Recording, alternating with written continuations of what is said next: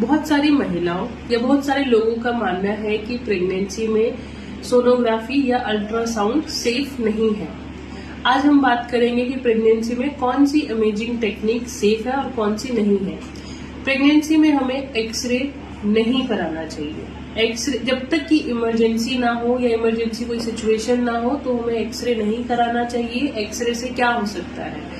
Birth defect हो सकते हैं, मिसकैरेजेस या अबॉर्शन हो सकते हैं, सेल डैमेज हो सकती है।